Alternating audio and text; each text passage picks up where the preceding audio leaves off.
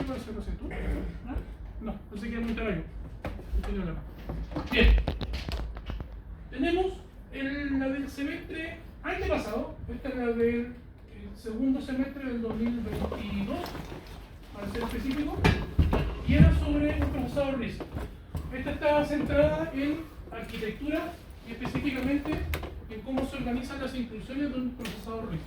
Entonces, lo que se comentaba y se pedía, decía, considera un procesador RISC con un formato fijo de palabras con palabras de 32 bits. Los datos se guardan en complemento 2, las direcciones en binario natural y las instrucciones son también de 32 bits. Eso es importante porque ustedes pueden tener palabras de 32 bits, pero instrucciones más largas. ¿Ya? Entonces los datos son de 32 bits y las instrucciones son de 32 bits, ambos. Y los datos se guardan en complemento 2 cuando son numéricos, para datos enteros. 8 bits para código de operación, 2 bits para la cantidad de operandos, 22 bits para el direccionamiento, hoy tendríamos 10 y 22 son 32 bits, tenemos el total. En todos los casos se ordena código de operación, destino y luego fuente. ¿Ya? Eso es lo importante en el ordenamiento. En las operaciones de procesamiento para los 22 bits, es decir, ya tenemos los 8 de acá y los 2 para la cantidad de operando. Para ordenar la parte de direccionamiento, estos 22 bits, si fuera procesamiento, se considera siempre en cada operando un bit para indicar el modo de direccionamiento de cada operando. 0 para inmediato, en complemento a 2 y 1 a registro. Es una arquitectura sencilla que solamente podemos sumar y restar direccionando a registro o enviando valores inmediatos. Y las referencias a los operandos se completan con ceros a la izquierda hasta completar los 21 bits. ¿Por qué 21? Porque dijimos que teníamos en el caso de un operando o 10 en el caso de dos operandos. Porque teníamos que un bit se guarda para modo de direccionamiento. Perdón, para direccionamiento o a registro o inmediato. Entonces solamente un bit para direccionamiento. Y en el de almacenamiento, los 22 bits se dividen así. Se consideran 2 bits para indicar el modo de direccionamiento de cada operando. 00 inmediato, 01 relativo al control del programa en complemento a 2, 10 es a registro y 11 es directo en binario natural. Y las referencias a los operandos se completan con 0 a la izquierda, lo mismo para completar los 20 bits. ¿Ya? En el caso de un operando, o 9 en el caso de dos operandos, así para entender la lógica. Entonces, eso es más o menos cómo se describe esta arquitectura. Eso era lo que tenían como enunciado. Además, debe considerar segmentación o pipeline de 3 etapas, donde cada etapa tiene tiempos iguales a 4T y T corresponde a un ciclo de reloj. La frecuencia de reloj es de 4 GHz y las etapas corresponden a captación, decodificación y ejecución. Y como las típicas que hemos visto hasta ahora, tenemos segmentaciones de tipo captación, decodificación y ejecución, que es algo como que se ve en ARM, y tenemos etapas que son captación, ejecución y datos. En este caso, en ARM, en la ejecución hacemos memoria, hacemos procesamiento, etc. En cambio, cuando es captación, ejecución, datos, son las mismas letras, por eso siempre es importante que vean de qué se trata cada letra. Cuando es captación, ejecución, datos, en datos se hace todo lo que es memoria. Y todo lo que es procesamiento se hace en ejecución. Entonces una instrucción que tiene datos tiene las 3 etapas. En cambio una que no tiene datos, por ejemplo una suma, tiene solamente las 2 primeras. ¿Se entiende la diferencia? ¿Sí? ¿Qué es lo que vimos en clase cuando vimos arquitectura RISC? Es lo mismo que se vio en clases en su momento. Bien, vamos a las preguntas. Dice, considere el siguiente programa, donde R sub i corresponde a un registro de los 128 que tiene el procesador, sin especialización de registros y codificado desde R0 hasta R127. ¿Qué significa sin especialización? También lo vimos, que no hay registros que son solamente para registro base, solamente para índice, solamente para direcciones, no. Cualquier registro se puede usar para cualquier naturaleza de datos. Codificado de R0 a R127. Inicialmente considere codificación en complemento a 2 para los valores enteros y que el contenido de R0 es el que está acá, FF, F7. Mientras que R9 almacena el valor 00000B y que usa salto retardado no optimizado. ¿Qué es el salto retardado? Es cuando, esperando que se ejecute el salto, agregamos un código de no operación. ¿Y qué es el salto retardado optimizado? Cuando en lugar de agregar el código, invertimos la instrucción que estaba antes del salto y la ponemos después. Para que mientras se capta el salto, se esté ejecutando la instrucción que perdón, mientras se ejecuta el salto, se está captando la instrucción que tenía que ejecutarse sí o sí, que era la previa. Salto retardado utilizado. Lean el capítulo de RISC, sobre todo RISC, arquitectura superescalar y todo lo que es la segunda parte del curso, en realidad. Sí, lo único que nos va a entrar directamente es aritmética del computador, pero como ven, los datos están complementados. Así que igual tienen que acordarse de la codificación y todo lo demás. Es una solemne que prácticamente toma todos los contenidos. Dice, este es el programa, no lo voy a explicar, solamente voy a ir a las preguntas. Considerando que el código de operación move es 0 a 9, ese es el código, y la instrucción I6 en lenguaje hexadecimal, considérala como una operación de procesamiento. Entonces les dicen, escriba esta instrucción, move, la I6, no escribe la I6, en lenguaje hexadecimal, esa es la primera. Luego, ¿cuál sería el máximo valor inmediato que se puede mover en una instrucción como I6? En lugar del valor -7 que se está moviendo, ¿cuál sería el máximo valor inmediato? ¿Positivo o negativo? Como pueden decir, si es positivo, si es negativo, es tanto, pero en realidad el máximo valor, como para tener una idea del alcance y justificar su respuesta. Dibuja el diagrama de segmentación de las instrucciones insertando los códigos de no operación que sean necesarios. Para aquellos que no estén familiarizados, estudiamos lo que es un código de no operación con detalle. Es una operación que no hace nada en el ciclo de ejecución. Pero en captación, sí se capta y se hace todo el proceso de captación porque no conocemos lo que hace hasta el momento que se captó y se guarda en el registro de instrucciones. Y por último, indique la secuencia de microoperaciones que deberían considerarse en la etapa de ejecución de la instrucción I7. Eso también es parte de la solemne 2. Como les comenté, lo que vimos de ARM va a quedar para el examen. Para aquellos que tengan que dar examen, ahí van a ver decodificación de ARM. Pero esta decodificación no es ARM, aquí viene dado paso por paso por una arquitectura RISC. Vamos con la solución. Como van a ver, parece como muy larga la solemne, pero no es tan larga si estudiaron bien. Esa es la clave que, aunque parezca de perogrullo, siempre llegamos al examen y se quedan 20 minutos pensando en cada ejercicio antes de empezar a hacer algo. Láncense nomás. Que vayan tirando números, vayan escribiendo cosas, por último con lápiz grafito, una hoja aparte, como quieran, y después van viendo si tiene sentido o no. Pero no se queden pegados esperando. Vamos, la primera. Nos piden lenguaje hexadecimal, por lo cual ya sabemos la estructura. La instrucción, fíjense que solamente tengo de 2 operandos en todos los casos, por eso es que en la explicación arriba no decía tanto para el primero, para el segundo y para el tercer operando, hablaba de 1 o de 2. Pero sabemos que son 32 bits, 8 para código de operación, de manera que si tengo el código de operación, lo formateo con 8 bits. Aquí no es necesario complicarse, porque ya me lo dieron con 8 bits, A9. Pero un detalle, porque hubo una solemne hace algunos semestres que el código de operación tenía 6 bits. Y yo les dije, asuma el código de operación, no sé, 1, 4. Y muchos escribieron 0001, 0100, que es 4. Pero si coloco los 8 bits, estoy colocando un código más grande. Los primeros 2 se obviaban para que quedara con 6 bits el código de operación, porque en ese ejercicio se pedía con 6 bits. Aquí viene ya entregado directo, venía más sencillo. Vienen directamente los 8 bits, de manera que los primeros caracteres hexadecimales los tenemos de inmediato y sabemos que el código es, como lo vieron acá, A9. A9, que es lo mismo que 1010, 1001. ¿Verdad? Tenemos código de operación. ¿Se acuerdan qué más venía? Decía que los siguientes 2 bits eran la cantidad de operandos. Pueden volver arriba y mirarlo cuando después les voy a dejar resolver cargada. Pero para no estar volviendo arriba cada rato, decía que los siguientes 2 bits eran cantidad de operandos. Y hay que fijarse bien cómo está codificado. Vamos a ver la codificación. Para que no puedo volver arriba para no olvidarlo. Aquí está, dice. Se consideran 2 bits acá, arriba, más arriba.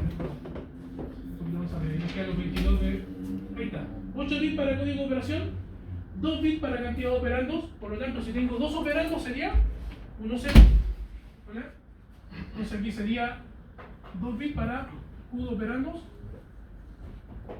Serían 2 operandos, el código sería 1, 0. Y vamos armando la instrucción. Si se fijan, no es complejo. Tienen que ser súper metódicos y estar atentos para las condiciones de cada instrucción. Hasta esta parte no era compleja.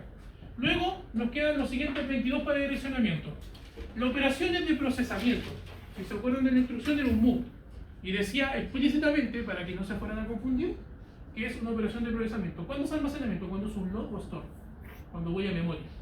Y cuando es un load input output, un store input output, o un input, un in, un out, como se llame, son instrucciones de transferencia a entrada y salida. Pero acá, esta es específicamente de procesamiento.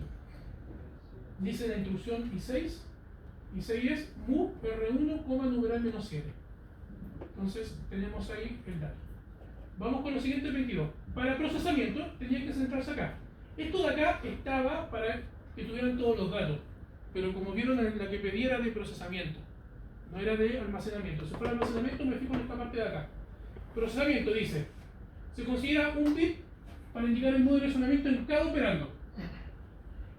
En caso de dos operandos, como son 22, serían 11 y 11. Uno para indicar el modo de direccionamiento y los siguientes 10 para el operando, completando con ceros a la izquierda. De manera que el primer operando es, nos decía el ejercicio, estaba por ahí también, que se ordena fuente-destino, es R7 el destino, creo que era R7, y no, R algo, y menos 7 el valor que estamos moviendo. Acá está, la instrucción I6. Estamos cargando menos 7 en R1. Por lo tanto, colocamos R1, pero con su modo de direccionamiento que sería a registro, porque es R1.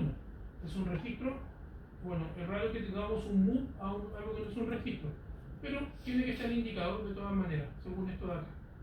Entonces, teníamos que es 0 para inmediato, 1 para registro. De manera que el primer operando sería un 1, porque es a registro, y luego es el registro 1, por lo cual el código es un 1, pero lo completo con 10 ceros. Lo completo con 9 ceros más para que tengan los 10 bits. Ahí está. 1 indicando que es direccionamiento a registro, y esto para indicar que es el registro R1. Y el siguiente operando es menos 7. Y decía que los operandos inmediatos están en complemento a 2. Con lo cual, el primer bit es un 0 porque es inmediato. Aquí muchos se equivocaron y omitieron este 0. Entonces, como el complemento a 2 de un número negativo comienza con 1, todos comenzaron con un 1 acá. No todo, una parte. Me acuerdo un poquito cuando la corregí. Y nos queda el número menos 7 ahora con 10 bits. Esto es, indica que es inmediato. Y luego el valor menos 7, numeral menos 7 en complemento a 2. En complemento a 2. ¿Cómo sería el 7? Lo voy a hacer aquí abajito, sería acá. 0, 0, 0, muchos ceros, 1, 1, 1. Acuérdense que son 10 bits, con lo cual tengo 7 ceros, voy a escribirlos todos, pero no son tantos. Son 10 bits, serían 7 ceros, 4, 5, 6, 7. Y 3 unos. Tal como vieron en el control, les conviene llevar de inmediato, sobre todo los que llevan el control 2, el control 3 de la sección 2, les tocó convertir dos números en 6 bits a complemento a 2. La idea era que primero los pusieran con los 6 bits, con ceros al comienzo, o bien si lo hacían, tenían que ser capaces de completar con unos después a la izquierda para no confundirse. Pero primero lo llevamos con todos los bits, a los 10 bits, ahora complementamos y lo sumamos 1. 1, 1, 1, 1, 1, 1, 1, 0, 0, 1. 3, 4, 8, 10. Entonces serían 1, 1, 1, 1, 1, 1, 1, 1, 1, 0, 0, 1. 1, 2, 3, 4, 5, 6, 7, 8, 9, 10. Ya está la instrucción. Hasta acá. ¿A alguien no le quedó claro alguna de las cosas que hicimos? La parte del inmediato. No sé por qué asumo. Ya. No sé si tuviste al comienzo cuando leímos el ejercicio del enunciado. Ya, vuelvo un poquito. Acá dice que para operaciones, dice que son 8 bits para código de operación, 2 para cantidad de operando y 22 para direccionamiento. Y el direccionamiento, en caso de ser procesamiento, se considera un bit para indicar el modo. 0 para un valor inmediato y 1 para un valor a registro. Y la instrucción que nos piden es la I6, que es move R1, numeral 7. Esto es un valor inmediato. Inmediato es cuando paso el valor del operando, escrito. Este es un inmediato. En cambio, esto es un registro. Entonces, el primero va con direccionamiento a registro con un 1, y el segundo va con direccionamiento inmediato, que es un menos 7. ¿Sí? Y el resto se completan el código del registro 1. Nos decía que van de R0 a R127, por lo cual R1 no es la cadena de ceros, R0 es la cadena de ceros, porque va de R0 a R127. Ese es el orden. En binario natural, de manera que R0 es 10 ceros seguidos, R1, 0, 0, 0, 0, 0, 0, 0, 0, 0, 1, y así. Entonces, si se fijan, todos los datos para completar no estaban, no hay ningún dato que falte. Y lo que nos falta ahora es pasarlo a hexadecimal. Lo divido en paquetitos de 4, ahí tengo 4, luego tengo 4 más, tengo 4 más, 4 más, ese 1 se junta con los de acá, acá y ahí están, separados. Sería 0x, una A, un 9, que como el código de operación era de 8, se mantiene el A9 para partir. Adelante. Luego tenemos 1010, que es la letra A, 0000, el valor 0, 0000, el valor 0, 1011, que sería la letra B, 1111, que sería la F, y 1001, que sería el 9. Y debiesen haber llegado a algo como eso, o muy parecido porque de repente se equivocaban en un modo de relacionamiento o alguna cosa menor. Esa era la primera pregunta. Y esa pregunta valía 2 puntos. Aquí ya tenían seguro el 3. Esta solemne, si soy sincero, era un poco más larga que la del semestre pasado. He ido tratando de acotar un poco los tiempos para que no tengan que sufrir tanto que no le alcance el tiempo. Era larga, pero ¿cuánto nos demoramos? No sé qué hora es. Son las 8:51. Partimos como a las 8:40 con la resolución, entre que entregué las pruebas y todo lo demás. 10 minutos. 10 minutos porque la voy comentando. Pero si estudiaron bien. ¿Están ambas? ¿Ah? ¿Están ambas? No, las voy a subir las dos para que estén. Esta era del semestre antepasado. ¿De dónde salió el 8.2? ¿Cuál 8.2? Disculpa. Ah, estos valores. Ah, ya, estos valores. De acá, mira. La primera parte de la prueba decía que la instrucción se componía de la siguiente manera: 8 bits para código de operación en ese orden, 2 bits para cantidad de operandos, 22 bits para direccionamiento. Y los 22 direccionamientos se descomponen así: dos operandos de 11 cada uno, donde uno es para el modo de operación y los siguientes 10 para el operando. Entonces ahí está la forma en la cual se organiza la instrucción. Bien, vamos con la siguiente pregunta. ¿Dudas acá? ¿No? Hasta el momento no. Hasta el momento no. Si yo hubiese tocado esta solemne, ¿cómo lo hubiese ido? Yo creo que bien, ¿Sí? pero eso dijeron en la primera solemne. Bueno, pero si se fijan, no es nada, porque siempre cuando vemos las pautas, no, profe, no, está difícil. Bueno, pero cuando se sientan con las solemnes se bloquean un poco. Sí, no, sí, eso es Porque no normal. estudiaron, aunque no lo crean, cada uno de los capítulos, salvo que salvo decir, bueno, para la solemne no, vemos la parte de aritmética del computador sí, porque tenemos que complementar un número. Vemos la parte de estructura del procesador sí, porque tenemos que usar los registros, y los valores, y los modos de relacionamiento. O sea, entra todo, en un ejercicio prácticamente entra la mayor parte de todo lo que vimos en la segunda parte del curso. Y la siguiente de ejercicios completan lo que nos faltaba. De hecho. Vamos con el siguiente. Segundo, y con esto ya tenía de cuadro. ¿Cuál sería el máximo valor inmediato que podría mover en una instrucción como I6? El valor inmediato es el segundo, el menos 7. ¿Cuál sería el máximo número que puedo escribir? Bueno, tengo 10 bits. Y si va en complemento a 2, con 10 bits voy desde 2 elevado a 9, porque acuérdense que son positivos y negativos. 2 elevado a n-1, 2 elevado a 9 menos 1 por el lado positivo, y 2 elevado a 9 exacto por el lado negativo. Es decir, vamos desde menos 512 hasta más 511. ¿Por qué? Porque en este caso, si tuviéramos, y aquí hay que tener cuidado, porque hay que ver bien la pregunta para no equivocarse, en el caso de la instrucción 6 específicamente, hay un valor que está con 10 bits. Entonces, 10 bits sería de 0 a 1023. Pero la mitad positivo, la mitad negativo, y en complemento a 2 específicamente, hay uno más negativo que uno positivo. Si fueran 4 bits, va de menos 7, de menos 8 más 7. Acá va de menos 512 a más 511. Si suman estos dos, esto en total les da 1023 más el 0, 1024. Están los 1024 valores. Entonces la respuesta era lo máximo que se puede mover hacia adelante. Esto no es un salto. Lo máximo que puedo sumar es 512 negativo o 511 positivo. Ahí la respuesta, explicándome bien estos dos valores, para mí es suficiente. Ya, lo importante es que supieran diferenciar que el complemento 2 es una notación entera con signo, no es una notación binario natural. Y que supieran de que había un número más negativo que uno positivo. Entonces, pero ahí yo pensaba que, bueno, yo viéndolo, creía que era como 511 porque se movía de menos 7 a...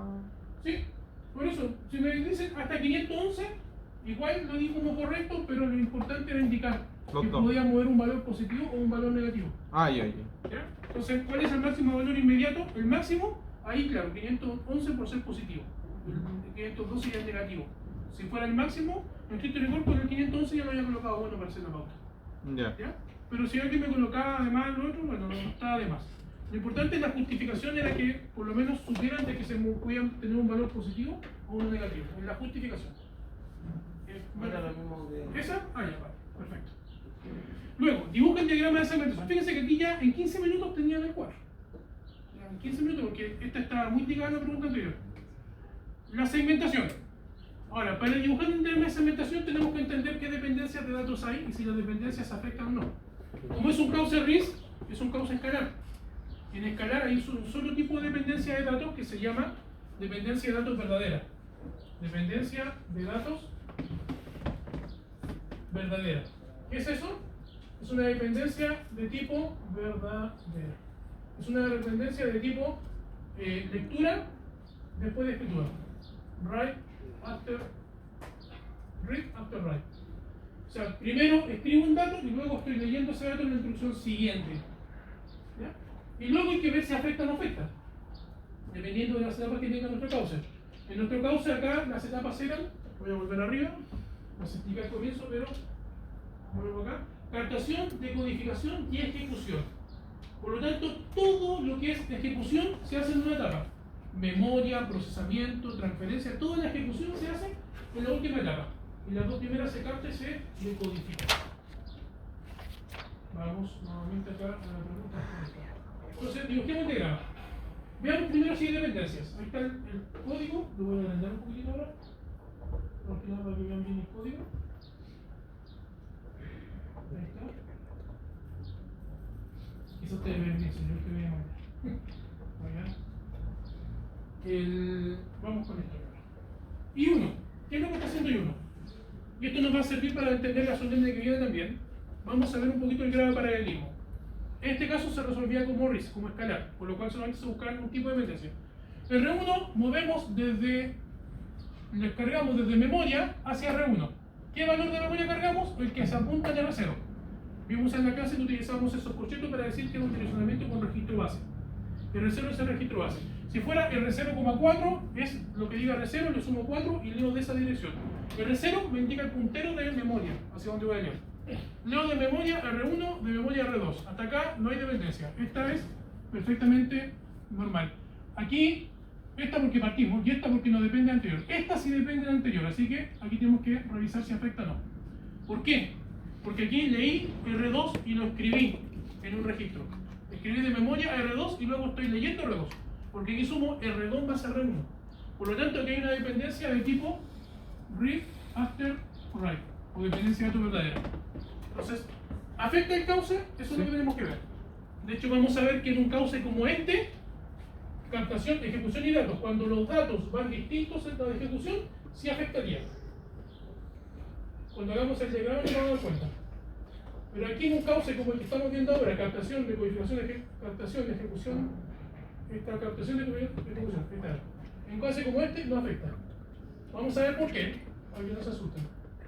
De hecho, en la siguiente creo que se veía el desorden que venía. Bien, store R9, R2. Nuevamente, estamos cargando en memoria el valor de R2. ¿En qué posición? Nada, en la que apunta R9.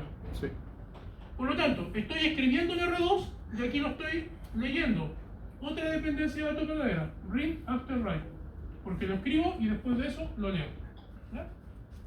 Esta es una dependencia doble, porque también tengo una lectura después de lectura, pero eso para nosotros no es una dependencia de datos. Porque también estoy leyendo R2. R2 es un operando fuente y destino acá. Pero aquí no afecta, porque lectura después de lectura no es una dependencia. Son lectura después de escritura después de lectura y escritura después de escritura. Y en un cauce RIS específicamente, escalar es solamente esta la que afecta. Las otras dos no. ¿Por qué? Lo vamos a ver después en el diagrama. ¿Cómo era? Escritura después de lectura, lectura después de escritura. Y escritura después de escritura. Y escritura después de escritura, ahí es. Ya. Esas son dependencias que existen. Lectura después de lectura no, porque no está en realidad, no Ya, estoy ya. solamente leyendo. Ya. No se afecta la coherencia de los datos. Pero. Pero esa escritura, no importa en la memoria que se escriba si se está usando la escritura anterior, ¿cierto? No, es que para entender tu pregunta, a ver, tú dices, acá estamos escribiendo en R2 y estábamos leyendo R2 y aquí habíamos escrito en R2. Ah, El otro ya. es lectura después de escritura. Ya. El otro los otros son, aparte de eso, tenemos escritura después de lectura y escritura después de escritura. Que lo vamos a revisar más adelante si nos alcanza el tiempo. Lo vimos en clase, vimos Sí. un capítulo completo de arquitectura superescalar. Así que. No, pero es que a veces queda uno con la duda Sí. de... No, pero lo podemos ver si nos alcanza el tiempo. Yo pensaba que. Yo pienso que nos va a alcanzar porque estamos por terminar esta solemne. Vemos la del semestre pasado y nos tocaba un poquito mirar esa dependencia de superescalar. Bien. Luego, esta de acá, salta a la instrucción I8 y aquí dice sí, y aquí hay una condición ZE. Si la última operación en la ALU fue igual a 0, ¿te dice eso? Si la última comparación en la ALU fue verdadera o su resultado es 0. Es decir, si hicimos una operación de suma, resta, multiplicación, división con resultado 0 o si una comparación verdadera. Por lo tanto, va a depender de esta. Aquí, como yo no les doy los valores, les di un valor de inicio, pero en realidad no les pido que desarrollen todo el programa. Por lo cual, más que nada, un dato, que es un salto condicional. Hay 8. ¿Dónde hay 8? Acá. ¿Cuándo me entero si salto o no? Cuando decodifico la instrucción. Pero es importante, ¿verdad? Porque vamos a ver otro tipo de dependencia que aparece en escalar que se llama dependencia relativa al procedimiento. El nombre es como estrambólico. Lo vimos también en clase, pero significan saltos. En realidad son los saltos. Y vamos a ver el diagrama cómo afecta. Y si afecta o no afecta. Entonces, tenemos una dependencia relativa al procedimiento. Por lo menos que un salto. Lo vamos a marcar acá para saberlo. Luego tenemos move menos 7R1, fíjense que no depende de nada anterior. Luego tenemos move R1, R2, perdón, R2, R1. Y aquí tenemos nuevamente una dependencia de datos verdadera. Tenemos lectura después de escritura. Y acá tenemos sub R1,6. Aquí tenemos otra dependencia que en un causal race no afecta, pero las quiero aprovechar de explicarla. Tenemos lectura y acá tenemos escritura. Porque estoy restando R1 menos 6 y lo guardo en R1. De manera que tengo sería lectura después de lectura. Estoy leyendo y estoy leyendo, pero eso dijimos que no era dependencia. Tenemos una escritura después de lectura. Esta para cauces escalares no se utiliza, pero vamos a ver que para cauces superescalares sí, ahí afecta. Por eso es que para un cauce superescalar las consideramos las tres: raw, word y wow. Y por último, store. Y aquí, ojo, aquí muchos se cayeron en un detalle. ¿Qué estamos haciendo con R1? ¿Estamos leyendo o escribiendo? Escribiendo. ¿Por qué? Porque estamos cargando archivos. Estamos haciendo un store en memoria. Sí. ¿En qué parte de la memoria escribo? En lo que apunta R0. ¿En qué cargo? Lo que está en R1. Entonces, ¿qué estoy haciendo con R1? Leyéndolo. Leo R1. Me perdí. Por eso, fíjate que en la solemne se perdieron mucho. Por eso preguntar. Leo R1 y lo cargo en memoria. ¿En qué parte de la memoria? En la que indica R0. Acuérdense, está destino y después fuente. Cargo en memoria, en la dirección que apunta a R0, el valor que tiene el registro R1. Estoy leyendo R1. Por lo tanto, esto es una lectura, y aquí antes tuve una escritura. Es una dependencia de datos verdadera. Lectura después de escritura. Leo R1 después que lo había escrito. Ahí se cayeron mucho y pusieron que era una escritura después de escritura. Porque pensaron que estaban escribiendo en R1. No. Aquí en un log estoy escribiendo en R1. Porque estoy cargando de memoria registro. Se dice que primero se lee R1 y luego se carga en R0. No. Sí, eso. Se carga, pero no en R0. Se carga en la memoria Que apunta está a direccionada R0. por R0. R0 es un puntero. Pero primero se llama. Primero se lee R1, tienes que tomarlo del banco de registro y llevarlo al registro MBR. Esa es la lectura. Es una copia de R1 a MBR y después da señal de escritura en memoria en la dirección de R0. Para ser exacto, acá ustedes hacen tres cosas. Al tiro respondo tu pregunta. En esto, si quisiera mover las microoperaciones, que también eso es algo que pregunto más adelante, aquí tengo que mover de R0 hacia MAR. a R. Tengo que mover al mismo tiempo desde R1 hacia MBR. Luego doy señal de escritura. Señal de escritura. O también se escribe en alguna arquitectura como MBR hacia memoria, dependiendo de cómo sea la literatura. Pero si se fijan, estoy leyendo R1 y estoy leyendo R0. Ambos se leen. Y por ejemplo, si aquí hubiese habido un R0, escrito R0, y aquí estoy leyendo R0, también sería una dependencia de verdadera, porque estoy leyendo R0 y estoy leyendo R1. Ambos se leen. ¿Dónde se escribe? En la memoria. No se escribe en ninguno de los dos registros. Ambos se están leyendo. Uno se está leyendo y leyendo MR, otro se está leyendo porque está leyendo MBR. Y después doy señal de escritura en memoria. Dime. I6, ¿puedes terminarlo? La parte de I6. ¿Acá? Sí. Digo que no hay dependencia porque fíjate que la instrucción anterior es un salto condicional I8. Por lo cual no hay ninguna dependencia de datos, no hay ningún operando de registro que esté utilizado aquí arriba. Ah, De registro o de memoria. Pero aquí como estamos direccionando registros, solamente nos preocupamos de los registros. ¿Puede volver a explicar el I8? ¿Y 8? No entendí por qué la escritura. Porque en I8, fíjate lo que estamos haciendo acá. Estamos. Disculpa, pensé que tenía un R2 acá. Aquí está, mira. No, está bien. Estamos leyendo R1, ¿sí? Porque estamos sumando R1, pero estamos moviendo de R1 a R2. ¿Cuáles son las microoperaciones de esta? Es una operación mueve R1 hacia R2. Es una sola microoperación. ¿Ya? ¿Qué estoy haciendo? Leyendo R1 para moverlo a R2. Cuando hablamos leer es cuando tenemos un operando que es fuente. Cuando vamos a escribir es cuando es el destino. Entonces tengo una lectura de R1. ¿Qué estoy haciendo acá en esta? Estoy sumando R1 menos 6 y lo estoy escribiendo en R1. De manera que el R1 con el que termina esta instrucción es distinto al R1 con el que terminó esta de acá. Por ejemplo, aquí R1 valía 4 y lo sumé con se lo moví a R2, pero ahora a R1 les resto 6. Son dos R1 distintos al terminar la operación. Con lo cual, y por eso digo, esto no afecta en una arquitectura escalar, pero en una superescalar tú puedes desordenar las instrucciones. Por lo tanto, este uso de escritura después de lectura, impide que estas se puedan cambiar de orden, porque si no cambia el valor. Cuando veamos la solemne del semestre pasado, vamos a ver algo más, para que tengan cuidado con eso. Pero eso se refiere, primero estoy leyendo R1 y luego estoy escribiendo en él. Por lo tanto es escritura después de lectura. También se llama antidependencia. Esto se llama antidependencia y esta de acá, perdón, AW, escritura después de escritura, se llama dependencia de salida. Revisen el material de estudio si no se acuerdan, capítulo superescalar. Una consulta. ¿Cuál era la diferencia entre move y store? El store va a la memoria y de la memoria escribe un dato de registro a memoria, en este caso. Y el move te mueve de un valor inmediato a un registro o de un registro a otro registro. ¿Sí? En algunas arquitecturas se utiliza el store como si fuera un move. O en alguna arquitectura podría utilizar un move como si fuera un store. Pero aquí se diferencian claramente que el move es registro con inmediato, registro con registro, y el store es registro con memoria. Está más explícito en el código, acá, con lo que hace. Pero sí, en alguna arquitectura tú podrías llegar a ver un move R1, dirección de memoria tanto, sería un store. Conceptualmente sería un store. Bien, vamos ahora con el diagrama de segmentación. Voy a borrar acá. Mirar la definición número 1. Bien.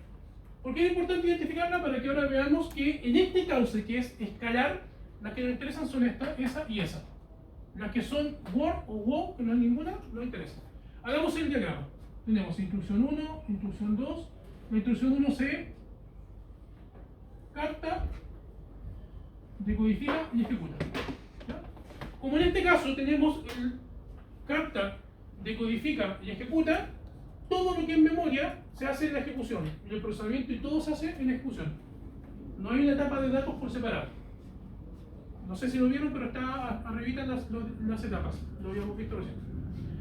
Luego, instrucción 2. ¿Se puede hacer el diagrama segmentado? Sí. Capta, decodifica y ejecuta porque no son dependientes. Luego, el tercero. Capta, decodifica y ejecuta. Y 3. Y aquí revisemos si hay un problema, porque aquí está la primera dependencia. Porque no puedo sumar R2 hasta que se haya terminado de cargar. ¿Cuándo terminó de cargarse R2? Acá. Porque se está cargando de memoria. Estamos haciendo un load de memoria. Aquí capté la instrucción, la decodifiqué, y aquí la ejecuté. ¿Cuándo está disponible R2? Al término, esto es el ciclo 1, el 2, el 3. Al término del ciclo 4 está disponible R2. ¿Cuándo lo quiero leer? Al comienzo del ciclo 4. ¿Funciona? Funciona.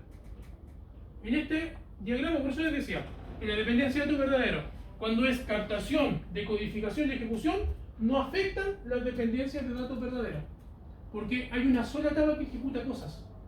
Cuando es captación, ejecución y datos, sí afecta, porque hay una etapa que ejecuta, que es ejecución para las sumas, y hay otra etapa que ejecuta cosas, que es datos, para la escritura y lectura en memoria. Por ejemplo, si tuviéramos este mismo código con captación, esto es otro ejercicio, ¿ya? Pero si tuviéramos este mismo código con las etapas de captación, y 1, y 2, captación, ejecución y datos, sería así. Tendría captación, ejecución, datos. Luego tendríamos I2 con captación, ejecución y datos. Y luego I3 tendríamos captación y ejecución porque no tiene datos. I3 es una suma. Pero no podría hacerla, porque fíjense lo que pasaría. Haría captación y ejecución. ¿Cuándo está disponible el dato de NR2? Acá. ¿Cuándo quise empezar a sumarlo? Acá. No se puede. ¿Qué tendría que hacer aquí? Agregar un código de no operación. Y decir I3, en realidad agrego un no op que se capte y se ejecute, captación y ejecución, y aquí vendría luego el I3, captación, ejecución, y ahora sí, se comienza a ejecutar cuando ya está disponible el dato de I2. Esto cuando tenemos captación, ejecución y datos. Cuando hay dos etapas que ejecutan algo, la dependencia de datos verdaderos sí afecta. Eso también lo expliqué en clase. Pero cuando tenemos una sola etapa que ejecuta, como esta, captación, decodificación de ejecución, son las mismas letras, por eso es que se confundieron mucho cuando vimos esta solemne. Se ejecuta, esta E es de ejecución, en cambio, y esta D es de datos, en cambio esta D es de decodificación, son dos D distintas. Y está explicado en el enunciado. Bien, entonces vemos que, volvemos con esto, este es un ejemplo, vemos que no afecta. Luego tenemos el salto. Tendríamos captación, la I4, tendríamos captación, aquí ustedes lo hacen más bonito en su cuaderno, y ejecución. No tiene captación, perdón, decodificación y ejecución. ¿Cuándo se ejecuta el salto? Acá. El tiempo 5. Al terminar el ciclo 6, ya salté. Ahí ya me enteré que salté. Ahí se modificó el contador de programa. Acuérdense que un salto lo que hace, si quisiéramos ver las microoperaciones de esta instrucción, sería mover de hacer PC igual a I8. Eso es, o más bien dicho, mover IR, contenido de direccionamiento que sería I8, eso se mueve hacia el registro PC. Esas serían las microoperaciones de esta instrucción. Muevo el contenido de la instrucción que corresponde al valor de I8, lo muevo a PC, siempre y cuando tenga el bit de la ALU de ZE activo. Hay un bit de condición que está activo. Si no, no se hace. ¿Ya? Pero esa sería la única que se hiciera en caso que el salto fuera verdadero. ¿Ya? Si el salto fue verdadero, si esa condición, se hace solamente eso. Si no hay esa condición, no se hace nada. Entonces, si se fijan, ¿cuándo se hizo eso? Al término de ejecución. Aquí. Aquí ya sabemos que saltamos o no. ¿Qué sucedió de mientras tanto? Que yo me enteré acá, pero aquí ya hubiese empezado a captar y a decodificar las siguientes dos instrucciones. ¿Qué tenemos que hacer? Tenemos que agregar dos códigos de no operación. Un no op y otro no op. ¿Para qué? Para que entonces esos no llevan datos. Sí, perdón, acá lo llevan todo. Captación, decodificación, ejecución. El siguiente no op, captación, decodificación, ejecución. Y ahora sí, aquí me enteré que saltaba. De manera que aquí ya mi contador de programa, si corresponde el salto, y aquí tenían que explicarlo, y creo que el dato estaba puesto en alguna parte. ¿Cuál era la comparación anterior? R2 menos R1. Entonces, ¿puedo saber si salto o no salto? Necesito saber los valores de R2 y R1. Déjenme ver si los tenemos en el enunciado.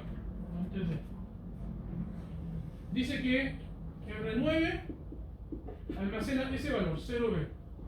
Entonces, si almacena ese valor, no me está diciendo si hay salto o no hay salto. Simplemente, con la condición que indica acá, yo no puedo saber si salto o no salto. Por lo cual tendría que hacer dos diagramas o indicar. En caso de salto, en caso de un salto, tendríamos acá I9.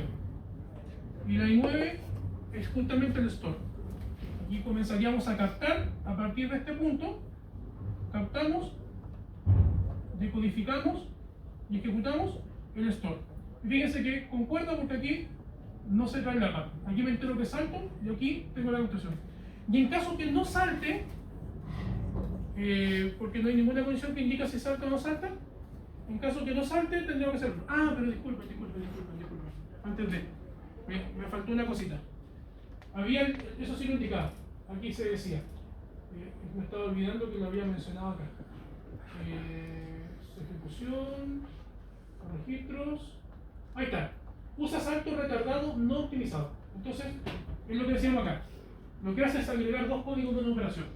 Y aquí va a captar I9, o bien va a captar I5, o I5.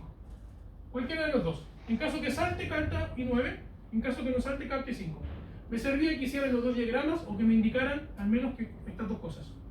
Pero el resto era seguir colocando I6, I7, I8 y I9 en su diagrama de segmentación. Por lo tanto, ¿qué es lo único que afecta en este caso específicamente? Los saltos. ¿Y por qué son dos códigos de una operación?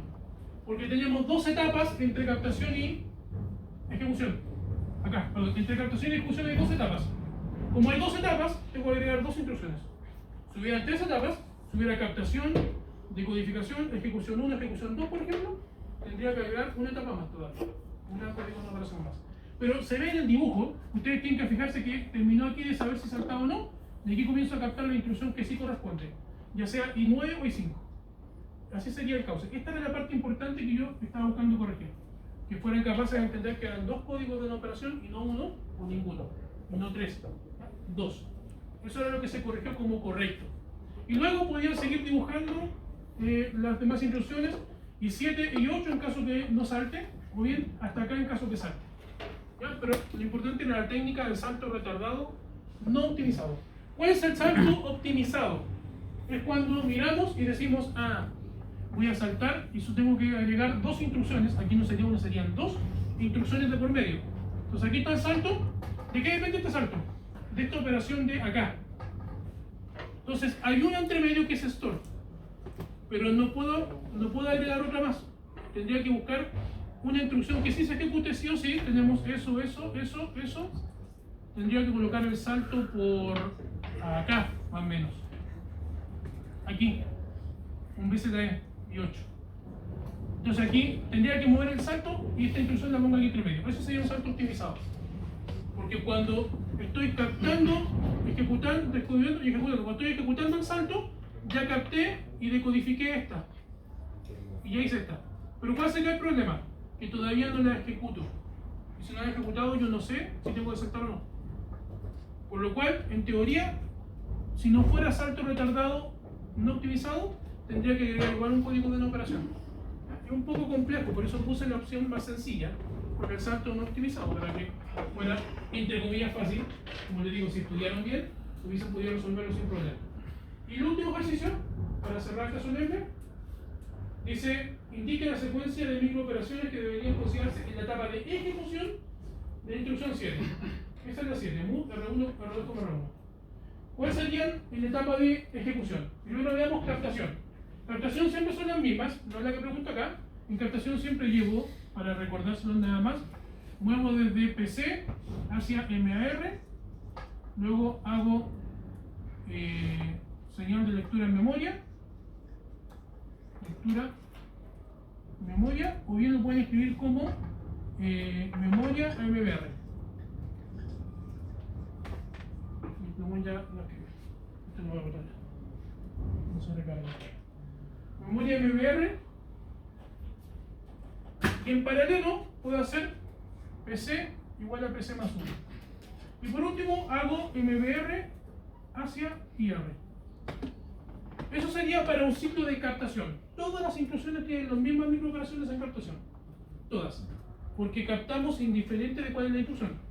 Ahora, me preguntan acá otra cosa. Preguntan cuáles son las de la etapa de ejecución. Ojo con eso. no me parece que está más allá, en la etapa de ejecución. ¿Qué se hace en ejecución? Bueno, en el caso de I7 es solamente una microoperación, porque estoy moviendo de R2, de R1 a R2. Sería R1 hacia R2. Así de sencillo. Y eso valía un punto más. Ahí tenían el 7. Hubieron notas bastante buenas y otras notas malas. Pero me fue mejor que lo que yo esperaba esa vez. Y lo que sí se equivocaron muchos en esto, confundieron esto y pensaban que esto era una escritura. Eso es una lectura de ROM.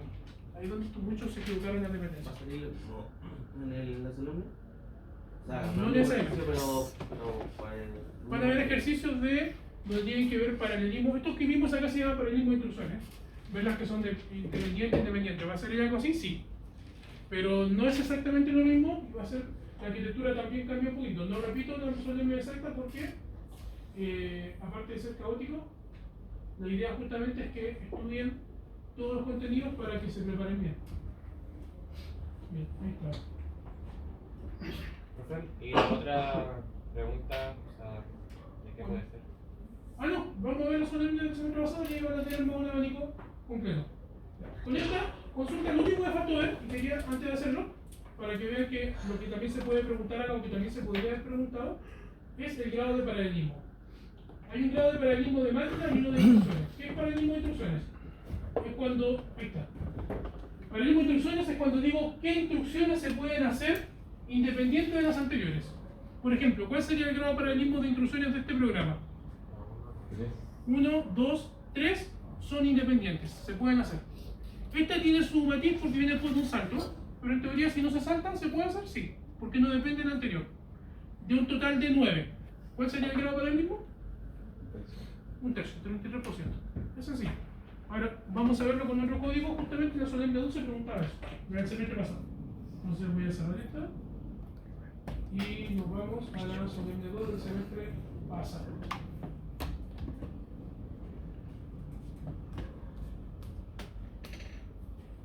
Para que vean lo que me tocó pasar a sus compañeros del semestre anterior. Esta solemne era más orientada a paralelismo y nos dice lo siguiente. Consigue el siguiente código, que está ahí, es un código más cortito. Acorté el código para que no fuera tan extenso. ¿Y qué dependencia de datos visualiza? La primera. Pero ojo que nos dice que es un cauce súper escalar, de manera que aquí sí tengo que considerar todas. En el ejercicio anterior, las que era WARP no se consideraba. En el ejercicio anterior eran 4 de 9. Porque en un cauce escalar solamente afectan los saltos y la dependencia de datos verdadera. Pero en un superescalar afectan todas. Aquí no hay saltos, por lo cual ya lo simplifico un poco. Pero sí tenemos dependencia de datos. Veamos, la primera es independiente del resto, porque es la que parte. Ahora, acuérdense que en un cauce superescalar ustedes asumen que estuvieron desde antes captando instrucciones. Hay una ventana de instrucciones que se captó, por lo cual ustedes pueden desordenar la emisión, desordenar la ejecución. Se capta en orden, pero se ejecuta en orden distinto. Luego, ¿la instrucción 2 depende de la 1? No. ¿La instrucción 3 depende de la 1? ¿De la 2, perdón? Tampoco. ¿La 4 depende de la 3? ¿Ya? ¿Y qué dependencia es? Sí, ese es el registro, perfecto. ¿Y cómo se llama la dependencia? Sumar. ¿Qué estamos haciendo en la 3? Leyendo o escribiendo. Acuérdense que vean desde ese punto de vista, ¿no? Estamos leyendo. Leyendo. ¿Y en la 4 qué estamos haciendo? Leyendo. R5 es el destino. Estoy escribiendo en R5. Estoy restando R0 menos R2 y lo almaceno en R5. Entonces estoy escribiendo después del evento. Escritura después de lectura. ¿Sí? Sería WAR. O lo mismo que se conoce como antidependencia. Antidependencia. Escritura después de lectura, porque estoy escribiendo R5 después leo. En otras palabras, esto se conoce como destruir un registro, destruir un valor antiguo. Teníamos un valor que es R5 cuando termina esta instrucción, y el de R5 acá lo está destruyendo, lo está pisando. Entonces lo ocupé y después lo piso. Eso es una antidependencia o escritura después de lectura. ¿Y qué más? Acá, R6 y 1, ¿depende del anterior? No, es independiente. ¿Y esta de acá? Fíjense que a primera vista tengo R6 y R6. ¿Qué estoy haciendo con el primer R6? Lo estoy leyendo o escribiendo. Y 5. Escribiendo. escribiendo. Y acá no estoy leyendo, escribiendo. ¿Ah? Está escribiendo a la posición R6. R5 lo está. ¿Estoy modificando R6? No, está modificando el puntero al puntero de R6. A lo que apunta Estoy R6. modificando la memoria. Sí. ¿Pero modifico R6? No, Lo leo nomás. lo leo. Porque de hecho lo leo y lo copio en MR. Sí. Lo vimos hace 2 minutos. Sí. Entonces lectura. ¿Ah? Sería una lectura después de escritura. Bravo. Le acabo de comentar hace 5 minutos, hicimos la misma instrucción. Porque Sí. fíjense que esta instrucción se repitió muy parecido en la solemne de los últimos 12 meses y en las dos ocasiones me volvieron a decir que estaban escribiendo de R6. No, lo están leyendo. Acuérdense, ¿cuáles son las microoperaciones de acá? R6 hacia MAR y R5 Sí. en paralelo R5 hacia MBR. Y luego hacemos señal de escritura de memoria. Escritura en memoria.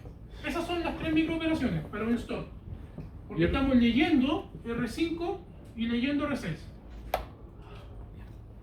¿Dónde estoy escribiendo? En la memoria. En la memoria. En los registros. La Los dependencia corchetes. será con los registros. Lo que pasa es que se olvidan de los corchetes. ¿Ah? Los corchetes uno se Sí, los olvida. corchetes te dicen cuál es el destino o hacia dónde apunta el destino. Pero aquí también te lo digo con palabras, por si acaso. Entonces tenemos 2 de 4. ¿Cuál sería el porcentaje? Bueno, primero decía, ¿qué dependencia te visualiza? Tenían que decirme 2 dependencias. Una dependencia de datos verdadera, o bien lectura después de escritura, y una antidependencia que es escritura después de lectura.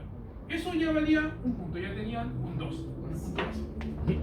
Luego calcula el grado de paralelismo de instrucciones. Bueno, tengo 4 paralelizables, 4 tickets, sobre un total de 6, sería un 66,6%.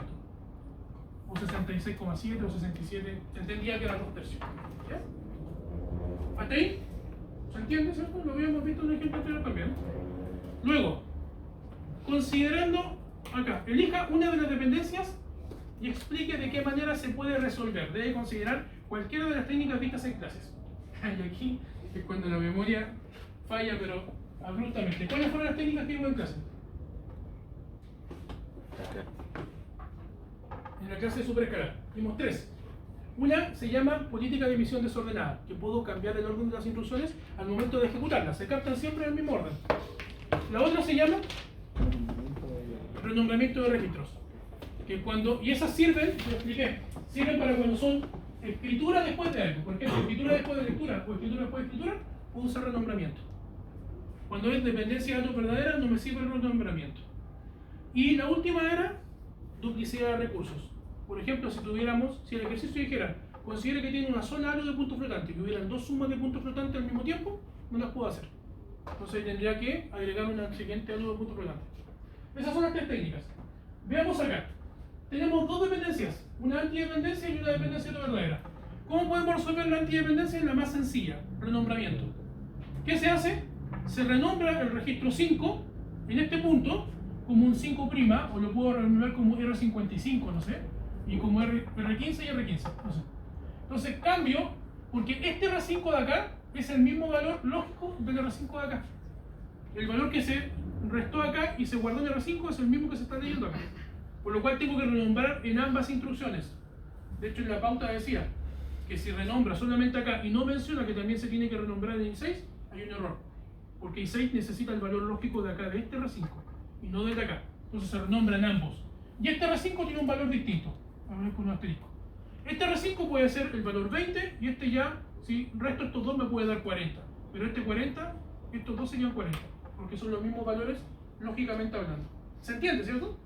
Porque acá estoy leyéndolo y acá lo estaba escribiendo. Entonces aquí lo escribo y aquí solamente lo leo. Por eso es importante que entiendan que R5 se lee y no se escribe. Entonces, ¿cómo se soluciona la dependencia de datos, verdad? La antidependencia con renombramiento de registros. Bastaba que me dijeras, profe, uso renombramiento de registro con el registro R5 en las instrucciones I4 e I6. Y con eso ya tenían inmediatamente un puntito más. Acá. Y la otra de acá es una dependencia de datos verdadera. ¿Cómo la resuelvo? La única forma de resolver dependencia de datos verdadera es con política de emisión desordenada, cambiando el orden que se ejecuta. Pero el tema es que le intercalo. Porque si intercalo I3, por ejemplo, I5 es la que está antes y tenemos R6, R6. Si muevo esta para acá, tendría igual un R5 y un R5.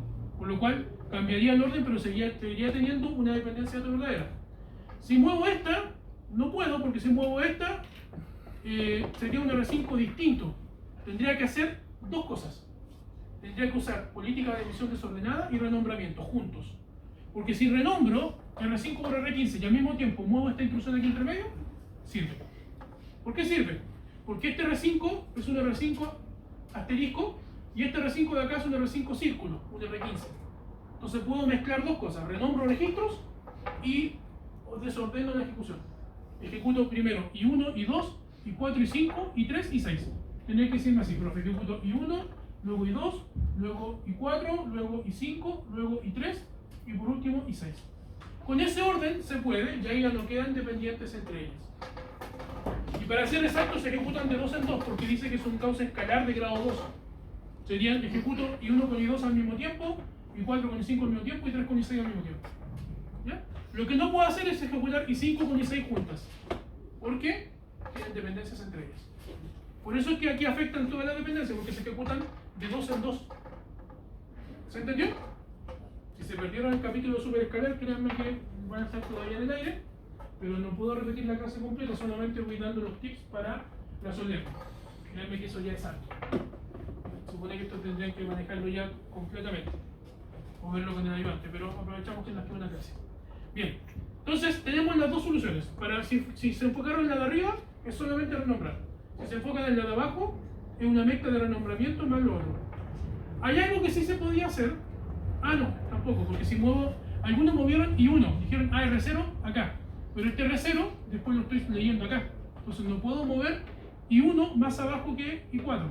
Tiene que estar antes que I4. Porque está R0 leyéndose y R0 escribiéndose. Y este R2 lo mismo. No puedo moverlo más abajo que I4 porque aquí lo estoy escribiendo y aquí leyendo. Entonces solamente podía mover I3, pero mediante renombramiento. Es la única manera. Ese era el ejercicio de acá. Ya, borrar para no seguir viendo. Luego la tercera pregunta, la cuarta, perdón. Aquí ya tenían un cuadro, ¿no? Consideren la instrucción I5, add R6 como número 1. ¿Qué microoperaciones debe realizar en el ciclo de ejecución?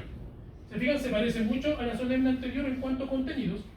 Cambia un poquito la materialización de la solemne y la arquitectura que usamos. ¿Cuál sería la instrucción I5? Add R6, número 1. ¿Qué necesitamos para un add?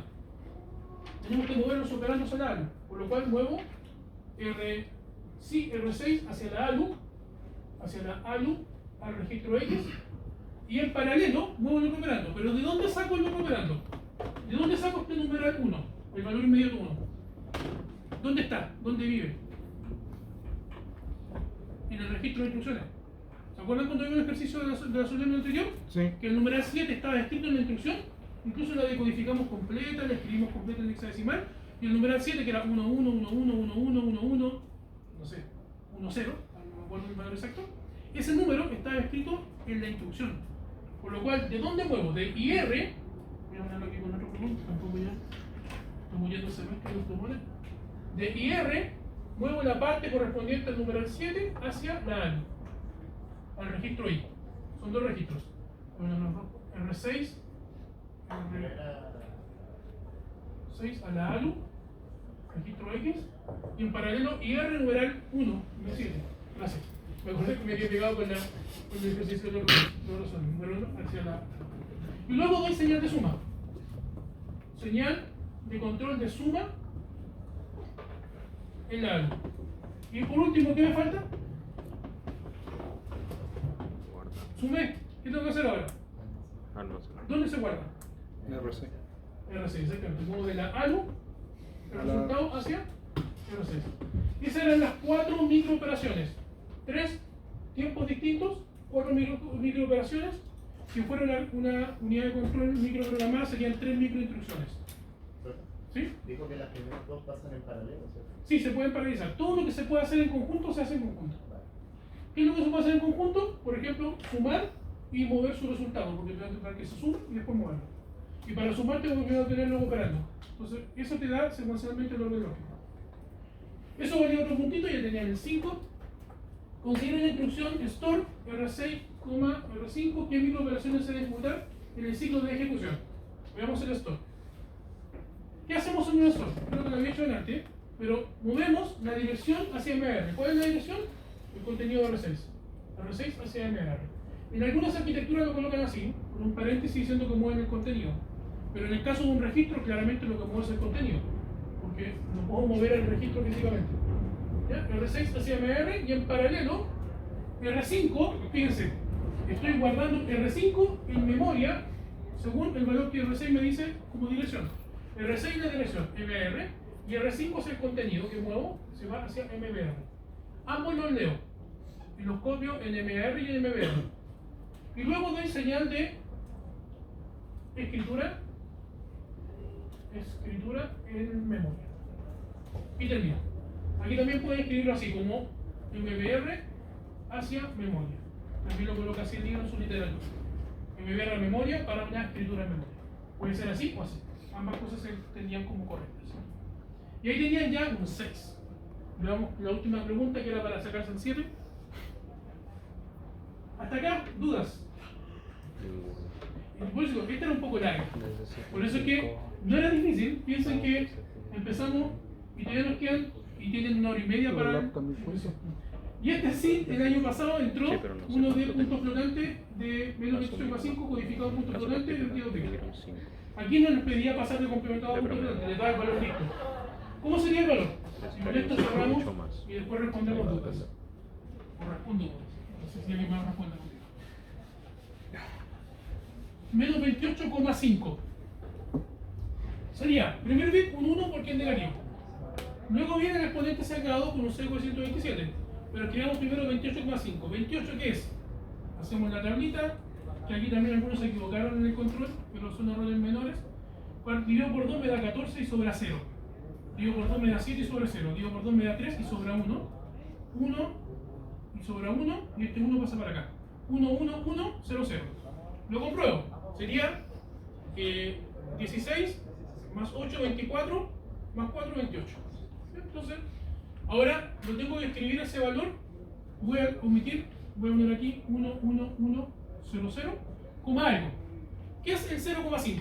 ¿Cómo se hace la parte fraccionaria? Multiplicando por 2. 0,5 multiplicado por 2 da 1. Entonces, fíjense que inmediatamente llegué al valor, porque aquí multiplico hasta que me dé 1. Lo voy a hacer con otro valor. Lo voy a hacer porque este era muy sencillo. Y alguien diría de inmediato, esto es 0,5, esto le da menos 1. 1 no al tiro.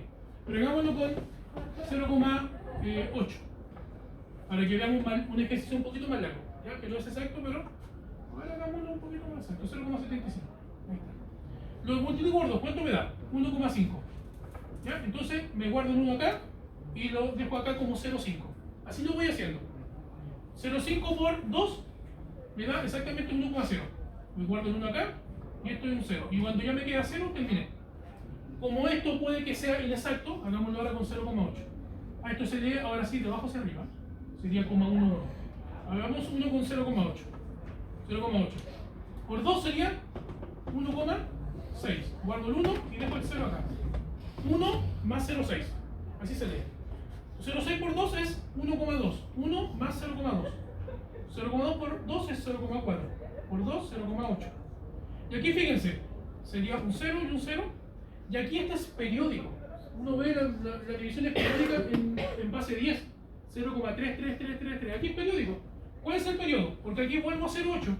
Y 0,8 yo sé que va a ser 1, 0, 1, 1, 0, 0. Y es como un número periódico. Con 1100, 1100, 1100, 1100. Y se lee de arriba hacia abajo, porque es la parte fraccionaria. La parte entera se lee de abajo hacia arriba. Acuérdense eso. Bueno, este era más sencillo, era un 1,0, guardo el 1 acá y ya me queda el 0 y termino. Con lo cual es 1.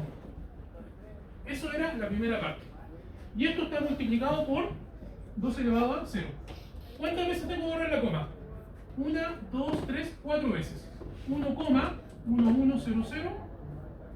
Un 1 más acá, por 2 elevado a 4 o menos 4. ¿Qué hice? Mire, pero fíjense un detalle. ¿Qué hice con el número de acá? ¿Lo achiqué o lo agrandé? Lo achiqué. Por lo tanto, ¿qué vas a poner exponente? Se agranda.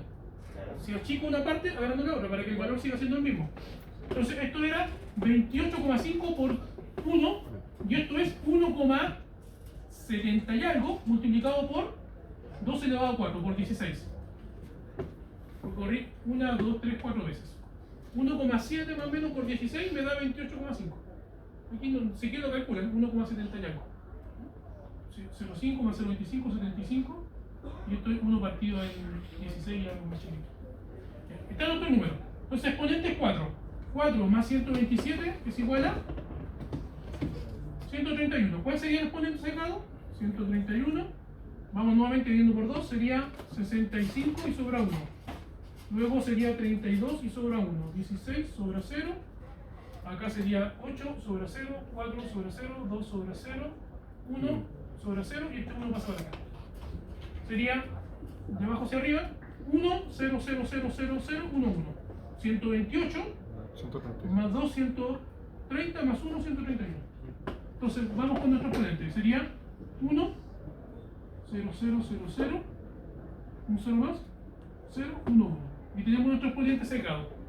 Aquí estaba abajito, bueno, no se ve porque no lo mostré, pero le indicaba que el seco era 127 y le daba como se decía, para que no, por si no se acordaban de esto. Y la parte significativa sería lo que está después de la coma. Este 1 es implícito. Esta es la parte significativa. Simplemente la copio.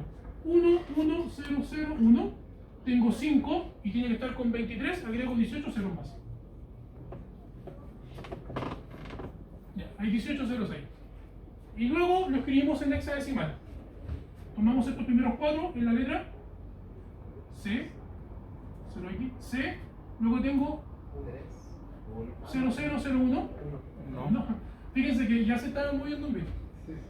Luego 1110. Eso era E. ¿E? ¿Perfecto? 0100. Ese. 4. Y luego aquí tengo. 0, 0, Yo sé que 0. me quedan, como son 32 bits, sé que me quedan 4 hexadecimales más, porque son 8 hexadecimales. Serían 4 ceros más. Y esto era para tener el 7. Con eso ya tenían un 7 en la solemnidad. Si se fijan, no son inalcanzables. Mezclar todo lo que hemos visto hasta ahora, porque lo que es codificación se ve indirectamente acá también. Eso es la solemnidad del semestre pasado. No va a salir algo muy distinto a esto, para nada. Son muy similares las preguntas para la solemnidad de este semestre, pero con la arquitectura que cambia. ¿Se fijaron?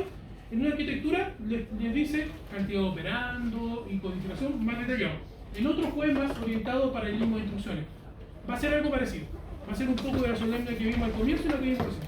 Profe, ¿y la segunda pregunta de qué puede ser? No, en este caso puede ser de microoperaciones, como vimos acá, lo mismo que vimos aquí. Pero, no sé, pero siempre hablando de Con un código base, sí. Sí, en realidad son preguntas relacionadas, pero un mismo código o un mismo grupo de instrucciones o una misma arquitectura. No sé si hay consultas, ya esta es la última que nos vemos antes de la solemne. ¿Va a subir la solemne? Sí, voy a subir estas dos solemnes. Para que la vean. Y tengo acá pruebas por si alguien no la ha retirado.